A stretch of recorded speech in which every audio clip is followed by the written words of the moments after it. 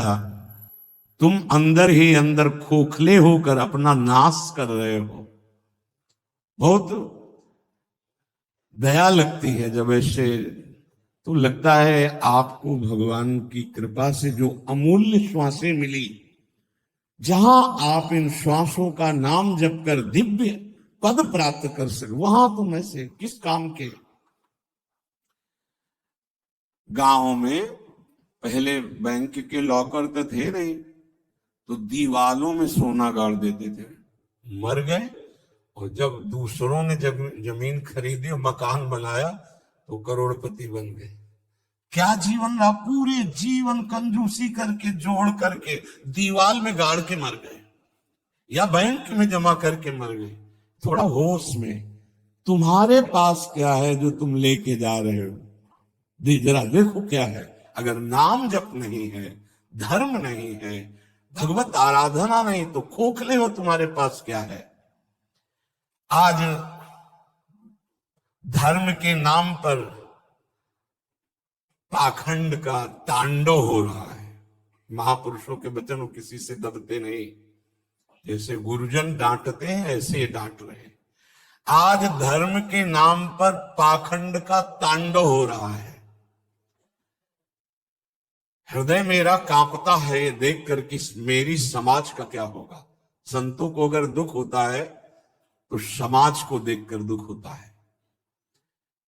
प्रभु पर विश्वास नहीं, शास्त्र का स्वाध्याय उस पर श्रद्धा नहीं, और संतों का शासन नहीं, मन मानी केवल कर्म, सर्वतंत्र स्वतंत्र भगवान की आज्ञा का उल्लंघन करते हुए मन मानी आचरण,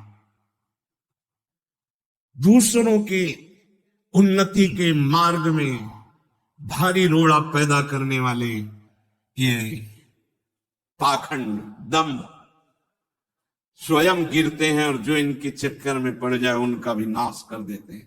आप गए और औरों घालहि, जो कहूं सतमार्ग प्रतिपालहि।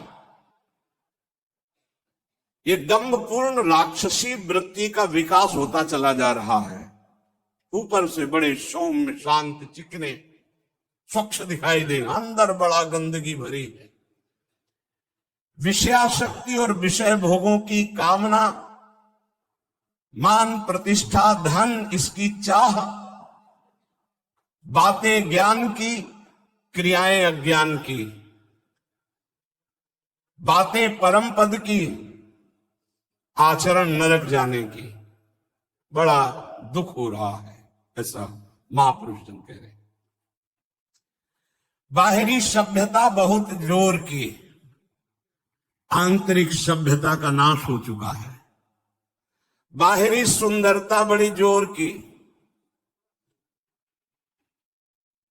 रंग लेके गालों में लगाते हैं। दर्शन, अब जो भी समय आते तो दर्शन करते हैं, रात्रि में गाल में रंग लगाने की जरूरत क्या है। संत दर्शन के लिए आए हो तो तुम्हें यहाँ गाल में, तुम्हारे लाल गाल कौन देखेगा। अरे यहाँ लाडली लाल के गाल देखने वाले भाई, ये जो नगर है वृंदावन प्रेम नगरी है, यहाँ लाडली लाल के कपोल देखने वाले हैं। हाँ, जहां से गौर कांति प्रकट हो रही, श्याम कांति प्रकट हो रही है, जो बड़े बड़े ब्रह्मबोध संपन्न महापुरुषों के चित्त का अपहरण करके बलात् अपने अधीन कर लिया। कृष्णा परम किमपि तत्व हम न जाने।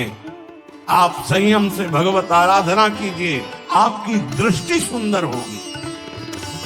चेहरा को मांस खाने वालों का भी चमकता है, चेहरे की चमक साधना नहीं होती, साधना की चमक दृष्टि होती। तुम्हारी दृष्टि कैसी है, तुम्हारे नेत्र बताते हैं कि तुम्हारी स्थिति कहां। साधु चमड़ा देख के नहीं पहचानता है, साधु दृष्टि देख के पहचानता है। आज हमारी सुंदरता बढ़ रही लेकिन हृदय असुंदर हो रहा है। दंभ व्यभिचार मिथ्या अभिमान हिंसा दुर्गुण दुराचार इनकी उन्नति होती जा रही है। आध्यात्मिक गुरुजनों के वचन शास्त्र वचन इनकी हत्या हो रही है। न गुरुजनों के वचन न शास्त्र के वचन इनका नाश किया जा रहा है, माना नहीं जा रहा। धन्य भाग है जो मान रहे हैं। सर्वव्यापी, सर्वप्रिय, सर्वमय, सर्वानंदमय प्रभु ने तुम्हें मानव दे भारत भूमि में खास करके इसलिए दी है कि तुम अपने दुखों को मिटाकर परम सुख में स्थित हो जाओ। उसके लिए एक सीमाएं रखी गई हैं धर्म की। भोगों को सीमा में बांध दिया गया है। अगर उस सीमा के अंतर्गत धर्मयुक्त भोगों का भोग भोगते हुए, नाम जप करते हुए अपने जीवन को व्यतीत करोगे तो तुम्हारे सारे पाप नष्ट हो जाएंगे। तुम्हें अन्य अलग कुछ नहीं अनुष्ठान करना पड़ेगा, नाम जप मात्र। तुम एक महान आनंद के भोक्ता बन जाओगे। तुम समस्त बंधनों से मुक्त हो जाओगे। ज्यादा कठिन नहीं, धर्मयुक्त सीमा में रहकर नाम जप करना है। पर आजकल पता ही नहीं कि धर्म किसे कहते हैं। कोई बिरला ही महापुरुष जानता है। नहीं तो धर्म के नाम पर केवल वासनाओं की पूर्ति का खेल खेला जाता है। ये महापुरुषों के वचन जरूर सुनने चाहिए। कड़वे हैं पर बहुत औषधि का काम करेंगे। महापुरुष ये नहीं सोचते कि सामने वाले को बुरा लगेगा। हम चाहते हैं कि बुरा लगे और तुम अच्छे बनो, बुरा लगे तुम गंदी बातों को छोड़ो। आज धर्म के नाम पर अपनी वासनाओं की पूर्ति का ढोंग किया जाता है, दम्भ किया जाता है।